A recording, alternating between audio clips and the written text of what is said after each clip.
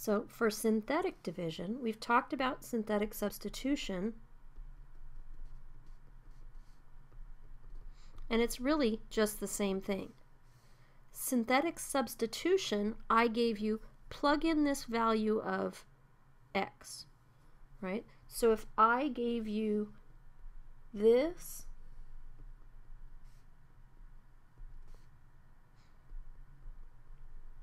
and it was synthetic substitution, I said do this when x equals 7. That would be if I told you to substitute or evaluate. Well, let's look at synthetic division and then look at what's similar and what's different. If I'm doing synthetic division, I'm not just looking for that end result. What I'm looking for is the whole polynomial.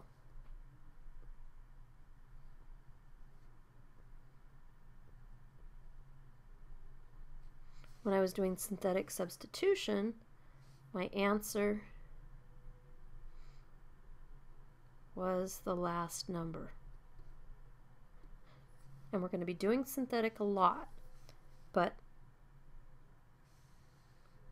if I do that one that I put up at the top of the screen, and I said, this is really the first problem we did on this video.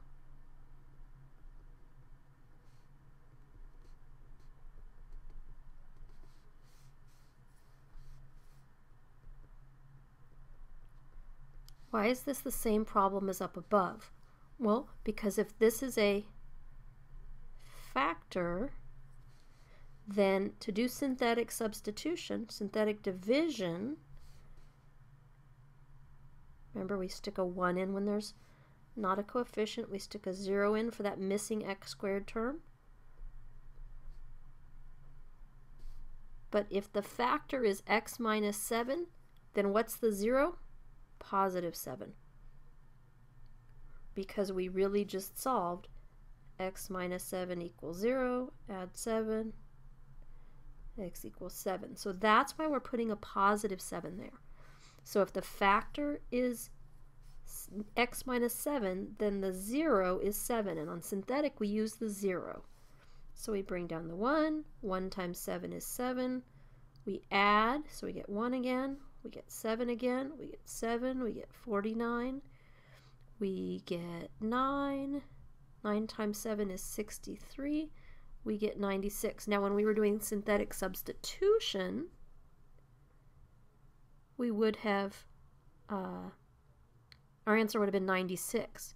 Well, what we're doing here, if we're dividing, I want this answer to be a polynomial. Well, think about the fact this was x to the 4th. That means I divided x to the 4th by x, which means this is x to the 3rd. We don't need that 1 there. And then this is x squared. This is x. This is my constant. And this gets written over my factor that I was dividing by. So this should be the very same answer we got on the first screen. You can look back at your notes. I'm not going to flip back screens. I can't. So that's the one, as long as you just have a factor with a coefficient of 1, synthetic is way easier. And that's usually what we're going to be doing. But since it's not what we're always going to be doing, we need to be able to do long division. I'm not going to work this one out because this video is way too long already. But what if I wanted to do this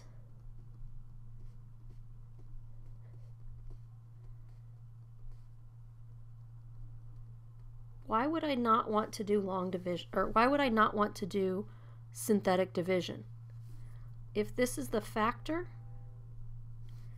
then the 0 would be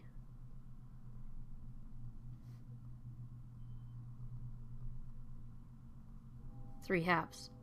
So if you want to do the multiplication with 3/2 to do synthetic, go for it.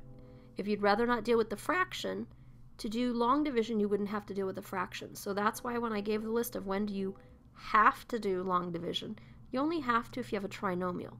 But if your coefficient here isn't 1, you're probably going to want to do long division rather than deal with the fraction. If your fractions don't bug you, go ahead and do synthetic.